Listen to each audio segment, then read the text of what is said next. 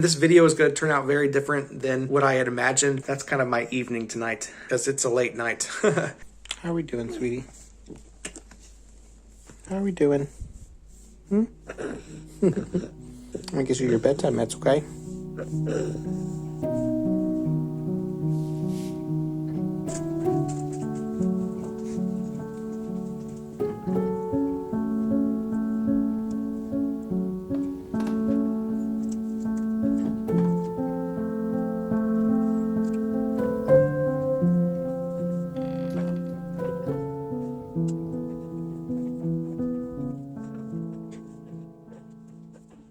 There we go. Got our bedtime meds. Yeah. It's time for night-night, okay? Night-night, sweetie. I'm going to suction you just a little bit before you go to sleep. Sound like you can use some suctioning, okay? Just a little bit.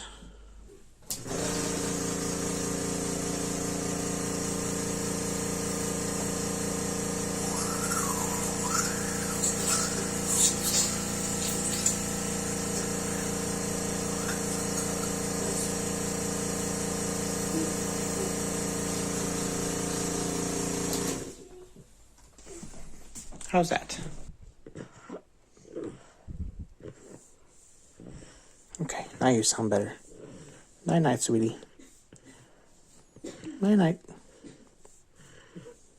You ever have plans to make a certain kind of video or even just do a certain thing and then it just doesn't work out that way? That's kind of my evening tonight. I wanted this video to be kind of me showing my whole evening. Not so much your bedtime routine, but more of like my routine, because it's a late night.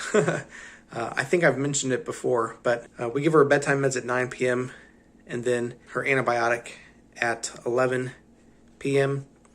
and then tizanidine at 1 a.m. And that's what I do. I always take the late night shift because Abby works early in the morning. So I stay up late with Raylan till 1 in the morning, and then Abby will get up early, and if Raylan has any needs, then she'll be able to work around that with her classes.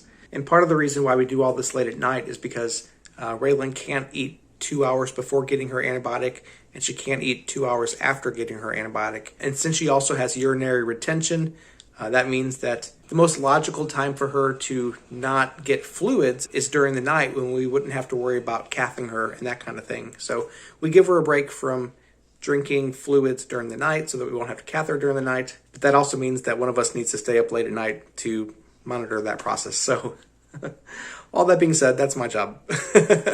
I get the late night shift, and I don't mind it because it's quiet.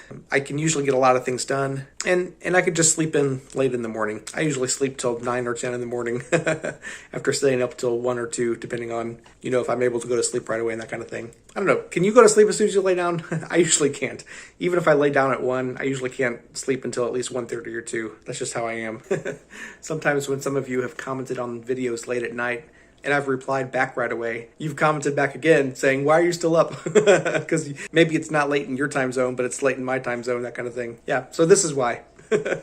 I've tried before taking a nap between 9 and then 11 and then 1. My body just doesn't work that way. I've ended up sleeping through my alarms, and that just doesn't work for me.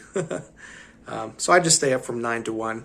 And what I usually do is I'll edit YouTube videos for this channel or one of my other channels. But tonight, I just didn't feel like doing anything. So I ended up watching a little TV. I listened to some music. I just kind of took a break. And it was a good reminder that life is not about what we can accomplish. Sometimes we can have all these plans for what we want to do in life. And sometimes those plans don't work out. And when that happens, oftentimes we feel like we've failed. But I want to remind you that life is not really about what we can accomplish. Even if you accomplish everything you've ever wanted to do, at the end of your life, life is still over, right? And by faith, I still believe that there's an eternity to enjoy after that. But ultimately, no matter what you believe, you can't take your accomplishments with you. Life isn't about your accomplishments.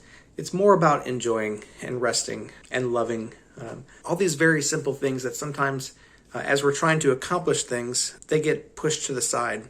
So this evening, I just spent some time resting. And this video is going to turn out very different than what I had imagined, but maybe I'll do that video some other time.